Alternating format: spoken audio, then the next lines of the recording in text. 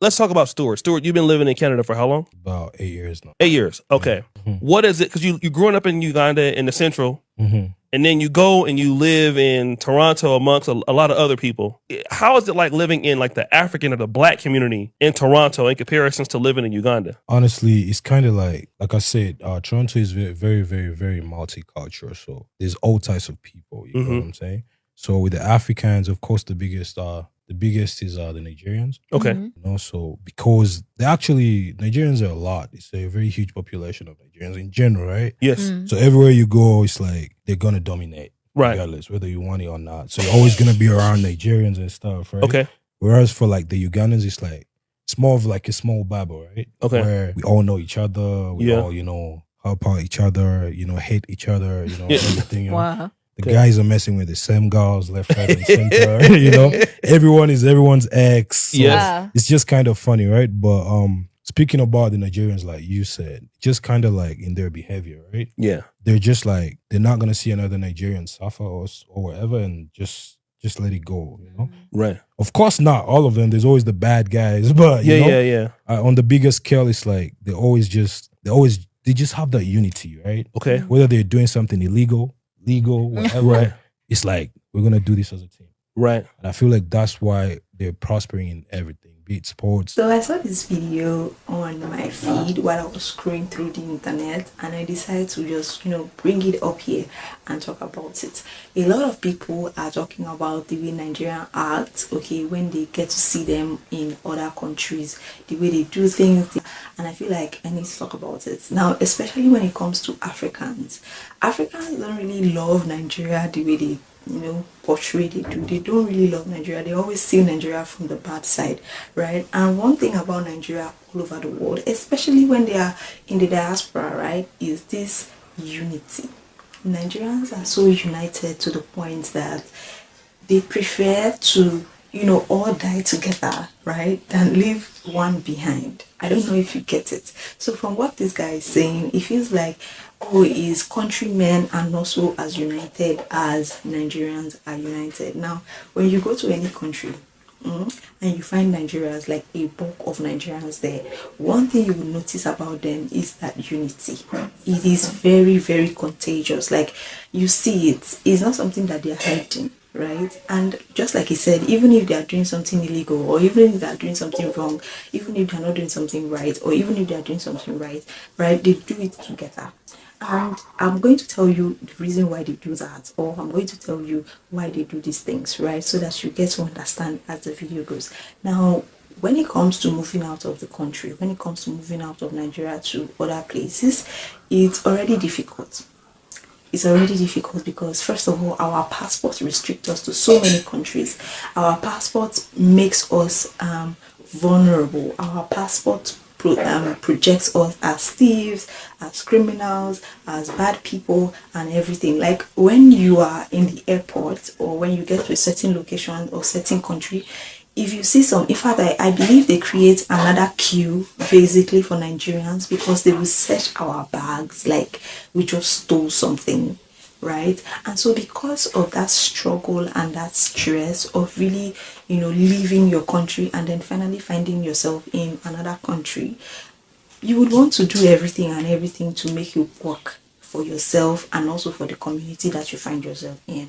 And that is why you see them work together in this unity. Because of course, if one person goes back home, because we already know how they came, because some of them came through every family member trying to put monies together to push them, and every family member coming together to pray to make sure that this person goes, every family member doing one or two things. Like, sometimes you can see that it is a church organization that actually sponsored that person, and a whole bunch of struggle to actually see that a particular person leaves. And then when that particular person leaves, you go and meet your community of fellow Nigerians that also left with the same struggle that you left with.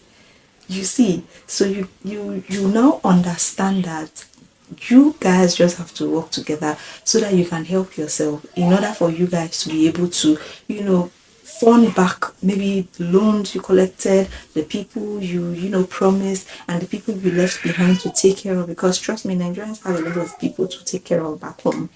every Nigerian in the diaspora have lots of people back home to take care of. So this is what drives us. This is what keeps us going. And this is the reason why we have to work, or we work together as one. If you see somebody has an opening in their company and is a Nigerian that is working in that company that knows, he will tell his fellow Nigerian, right?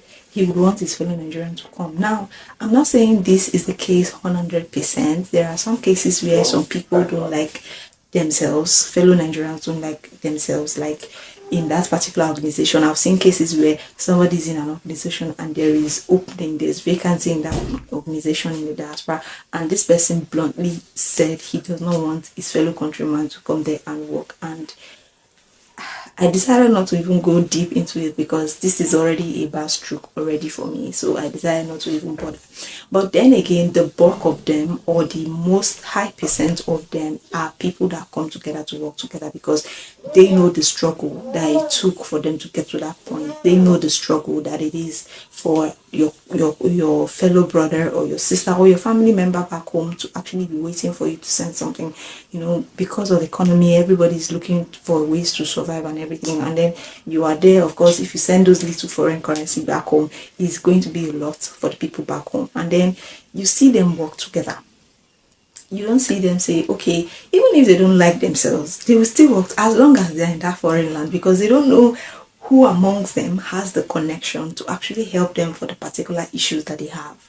I don't know if you get it, because trust me, when you get to another man's country, you'll be so humble that every single rules and regulation you would want to obey, even if it is not from your heart. You would want to obey, like you would want to do everything possible, especially if you're an African, right? If you want to do everything possible to make sure that you stay well in that country and you don't have any issues. So, and you don't know anybody who is going to help you to do that. You don't know if the person that is in your group in church or in your organization or whatever has that power. So you see them come together and put in their forces together to actually help themselves, because of course there is nobody they can go to there, right? There is nobody they can go to there that can understand in depth of what they are going through, especially when it comes to, oh, I need to send money back home, I need this job to actually help my family members back home and all of those things.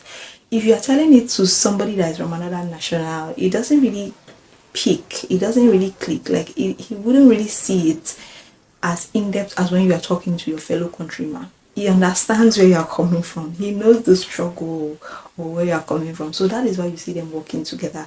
And this is something that I really, really, really, really love about my countrymen and women. Thank you guys so much for putting Nigeria in the good side of the world, right? Or putting Nigeria in the map. I really, really appreciate you guys. Like, you guys are doing a good job.